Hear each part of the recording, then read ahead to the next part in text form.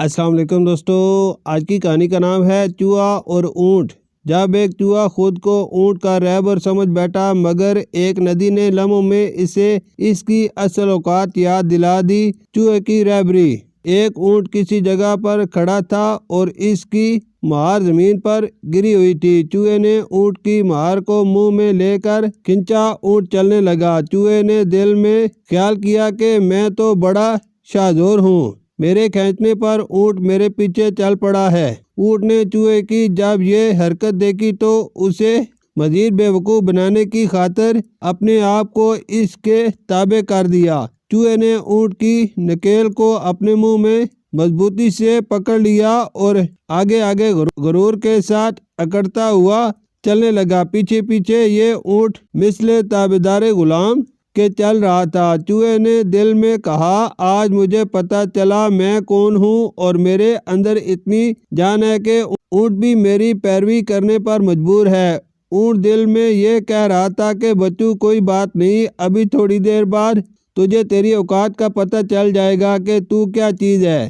دونوں اسی طرح رواں دواں تھے کہ راستے میں ندی آ گئی۔ اب تو رہبر چوہے کے اوساں خطا ہو گئے اور سوچنے لگا کہ اب تک تو مجھے اس عظیم القامت جسم والے کی رہبری پر فخر تھا، اونٹ بھی میرا تابع تھا، مگر اب پانی میں رہبری کیسے کروں؟ یہ سوچتے ہوئے چوہا ندی کے کنارے جا کھڑا ہوا۔ اونٹ نے تجاہل عارفانہ سے پوچھا، اے میرے جنگل و بیابان کے رہبر، تو اس قدر ڈر کیوں گیا؟ یہ توقف اور حیرانی کیسی؟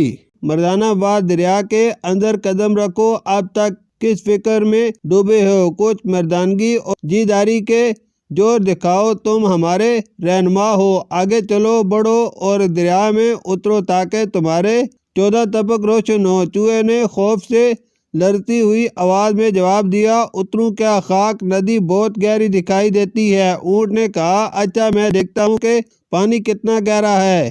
یہ کہہ کر اونٹ پانی میں داخل ہو گیا اور کہنے لگا، اے میرے شیخ، میرے رہبر، اس میں تو جانو پانی ہے، بس تو اتنے سے پانی سے خوف کھا گیا، دہشت زدہ ہو گیا۔ اونٹ نے پھر کہا، اے پیش رو، اس طرح راستہ کھوٹا نہ کر، سیدھے سیدھے پانی میں آ کر رہبری کرو، تمہیں تو میری رہبری پر بڑا ناز اور فخر ہے۔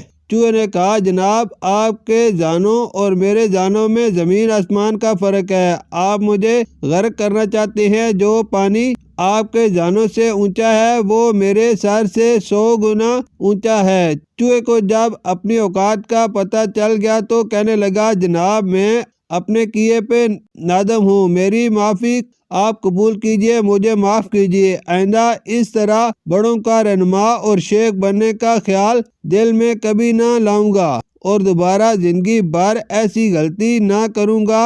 اب خدا کے لیے اس خطرناک ندی سے مجھے بھی پار کروا دیں۔ اونٹ نے غصے میں آ کر کہا، خبردار، اپنے اوپر آئندہ ایسا گمان نہ کرنا، تو اپنے جیسے چوہوں میں جا کر راجہ مہاراجہ بن کر رہ، اپنی اوقات سے بڑے کے سامنے شیخی نہیں کرنا چاہیے، جتنی چادر ہو اتنے ہی پاؤں پھیلانا چاہیے۔ اونٹ کو چوہے کی معافی اور ندامت پر رحم آ گیا۔ اس نے کہا، میرے کوہان پر آ کر بیٹھ جا، تیرے جیسے سینکڑوں چوہوں کو پیٹھ پر بٹھا کر ایسے پرخطر حالات میں بحفاظت ندی کے پار لے جا سکتا ہوں۔ درس حیات، اگر تجھے خدا نے سلطان نہیں بنایا تو رایا بن کر رہ، اگر خدا نے دولت نہیں دی تو التمس کو چھوڑ کر اپنی گڑی سے کام رکھ، اگر تو پتھر کی طرح بے حس یعنی خشی تو خوف آخرت سے محروم ہے تو جا کسی اللہ والے سے تعلق قائم کر،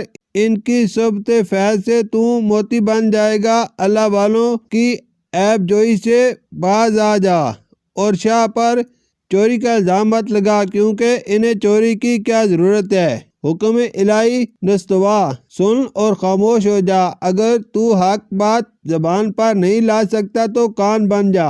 شکریہ۔